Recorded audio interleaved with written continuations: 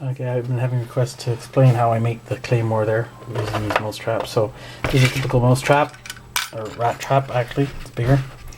And what I do is I take out all the components, so it looks more like this. What I'm going to end up doing is I'm going to cut right about here, just before the little spring ends here, right about there. It's safe to cut it right across, give a little more room. And what I did here was I went to the dollar store, picked up two little boxes there, cut them off on the ends.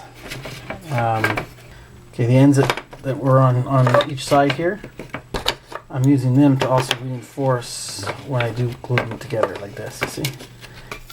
So the ends on each side, I use them. I can glue it and screw it on both sides to reinforce it. And that'll be my box, my base.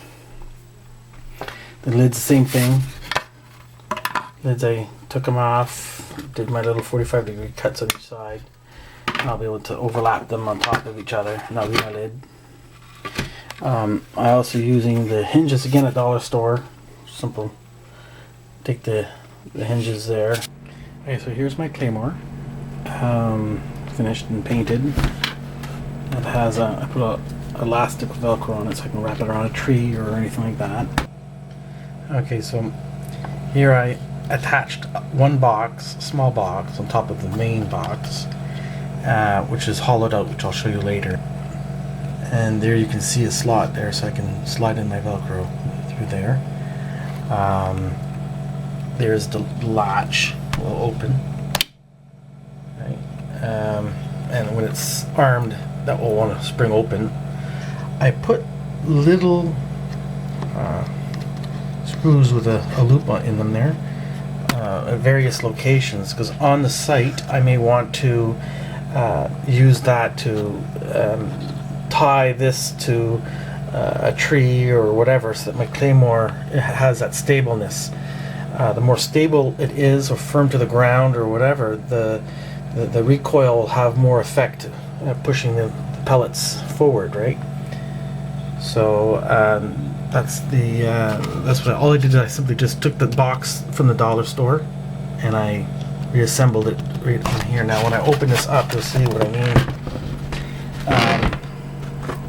I have this is the latch to open up, and inside here you can see the mouse traps there on each side.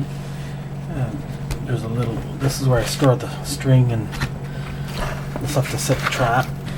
Here to take out all that, you'll see that cavity here at the other box, and that's designed so that when this item and this is cranked back, this here will fit deep inside of here, and when this suddenly closes, snaps on each side, closes this way away from each other, that which was in here is now suddenly thrusted forward, and I'll give you an example of that. I have this little wooden thing I can fill up pellets in there, and then I close it on each side like that. I flap them up and close them up after I put it on. That's it, pretty well it. I'll crank it up and show you how it's like. So now, I only had two hands, so I had to do it myself. I just want to show you as the door opens how the two springs are prying over on the hinge door, you see? And of course, as soon as that pops out, that's going to spring out that middle centerpiece out. So here goes, I'll let go and you'll see what happens. Like that. So that basically sprung out real quickly, shot, and the pellets will go flying. So that's the idea. That's my claymore. Okay, and before I forget, I made this little thing here. All it is a spool thread, an empty one, which is painted it black, that black, and I can fasten this device onto trees and whatever, and it would create less resistance on my string that I use to set the trap.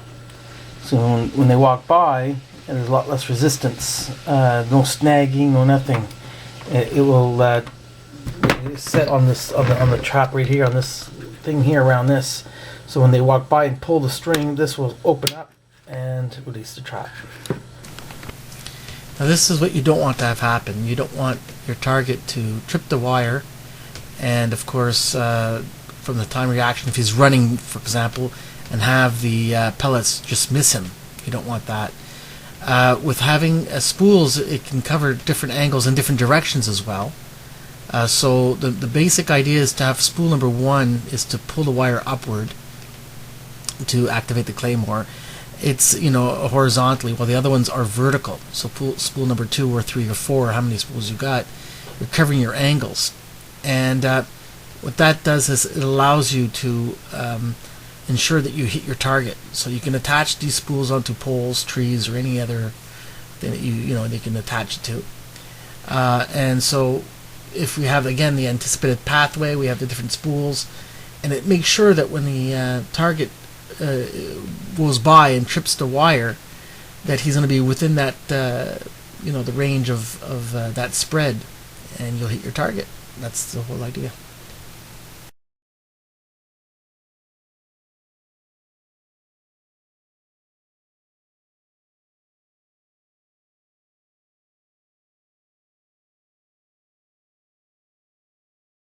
I like to call this my little mini claymore. Very, very easy to make. You have a string tied to the end here, and another string again tying up to the top of the mouse trap itself, and so that way there it will stop when it gets to this point. I attach my line that I'm going to use to trip it, and it's simple as that. I place my pellets right here in that pouch right here, this section right here in the pouch, and when that's mouse trap's triggered, that will spring forward, releasing a few pellets towards the enemy. There's no box or enclosure or nothing like that. It's just a free mouse trap, and you can put about maybe like 10 pellets or so in there, 15, and it will project them not too far. So it's close range, not as profound as this one here, of course, but it does the trick for sure.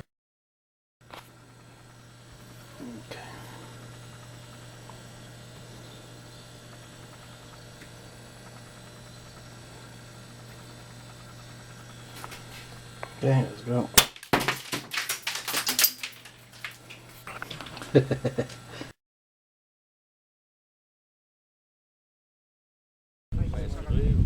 Non, je vais y mettre des fleurs, là. Je vais y mettre avec quelque chose. De la jupe. Ouais, ça, la jupe ferait bien la job, en effet.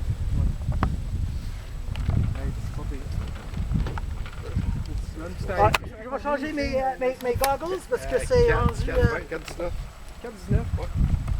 C'est moi qui ai rendu le plus faible. Pas de puissance de ça.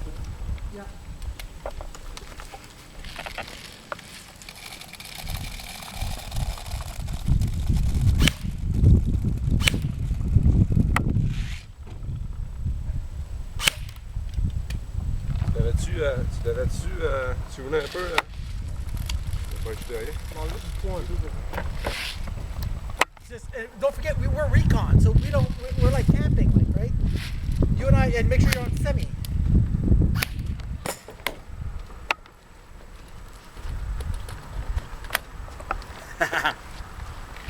I'm ready to kill! Ah,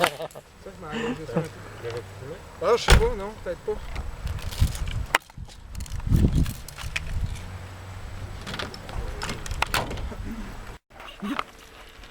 Chipmunk.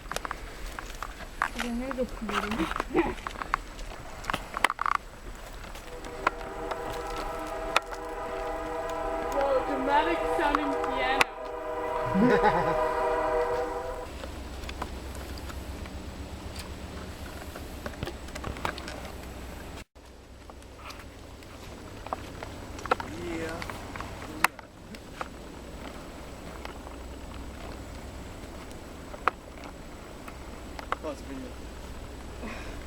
Wait for a picture.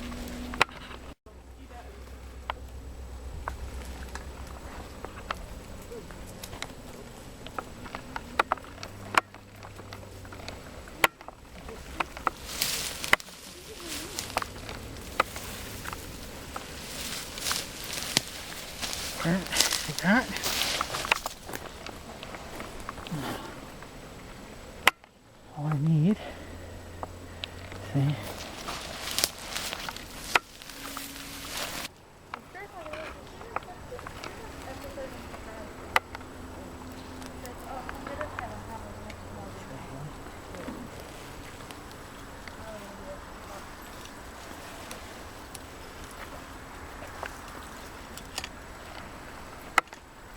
Watch us trip it right now.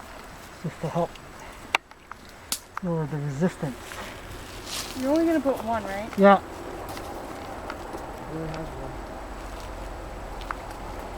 Well, the baby one too, but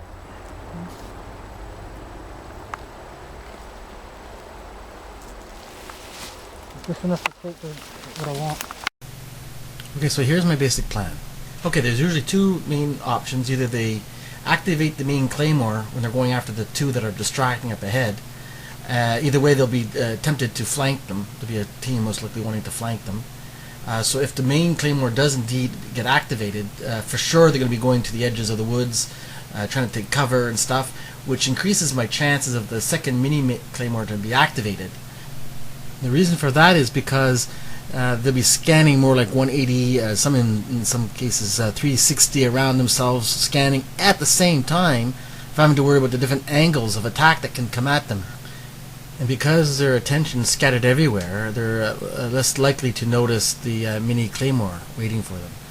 And so I'm hoping that they trigger it.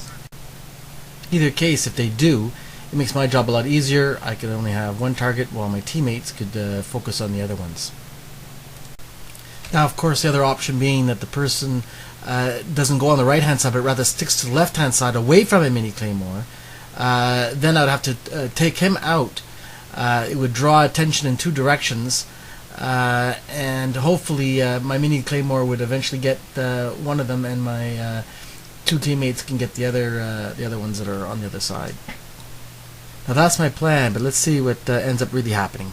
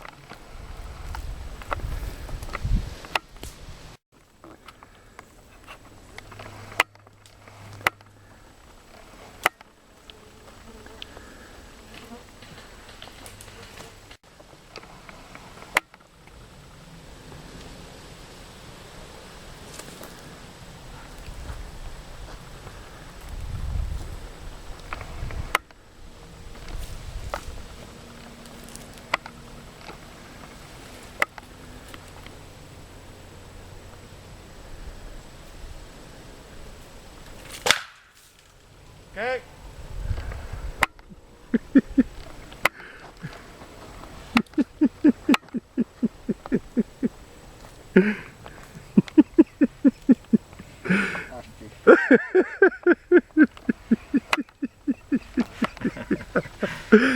C'est cette affaire-là, là. Ouais.